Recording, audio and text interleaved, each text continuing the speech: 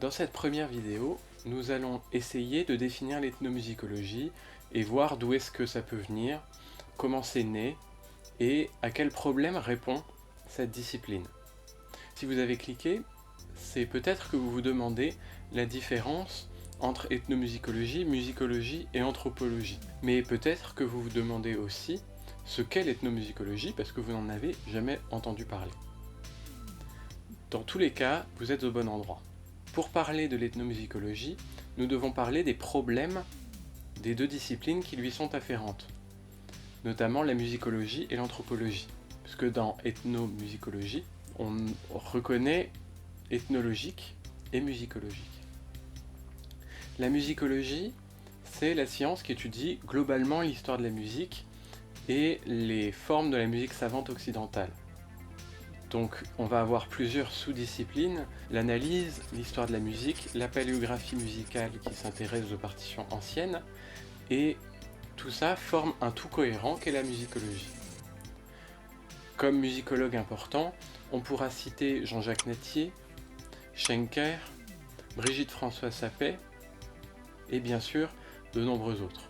L'anthropologie, c'est la discipline qui s'intéresse à l'être humain en général, et notamment dans la manière dont il s'organise en société et comment il va former sa culture. Chacune des deux disciplines a des problèmes. Le problème principal de la musicologie, c'est celui d'un ethnocentrisme. Et par la tradition musicologique, c'est aussi un problème de travailler uniquement sur les musiques savantes. Parce que en s'intéressant uniquement aux musiques savantes, on occulte toute la part des musiques traditionnelles, et notamment des musiques populaires actuelles. Le problème avec l'anthropologie, c'est en quelque sorte un problème de spécialisation et de méthode. Les méthodes anthropologiques ne permettent pas forcément de résoudre les problèmes du fait musical, et de le décrire dans son entièreté. Ainsi, de nombreux anthropologues ont décrit des instruments de musique, par exemple, comme des objets d'art ou d'un artisanat très complexe, mais en occultant toute la spécificité acoustique et son utilisation dans les rituels musicaux, qu'ils soient sacrés ou profanes. L'ethnomusicologie répond donc à chacun de ces problèmes, en s'intéressant à la place de la musique dans les sociétés humaines et dans la culture, de manière très large. C'est-à-dire qu'un ethnomusicologue va s'intéresser à la fois à la musique occidentale.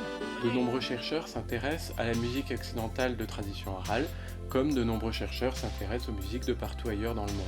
Un ethnomusicologue, c'est aussi quelqu'un qui, par la lecture de nombreux travaux de ses collègues, va s'intéresser plus largement à des questions plus fondamentales, sur la place de la nature dans l'être humain. Pourquoi l'être humain est-il un animal musical et est-il le seul ? Ainsi, nous pouvons voir que la musicologie répond à des problèmes méthodologiques ou de spécialisation.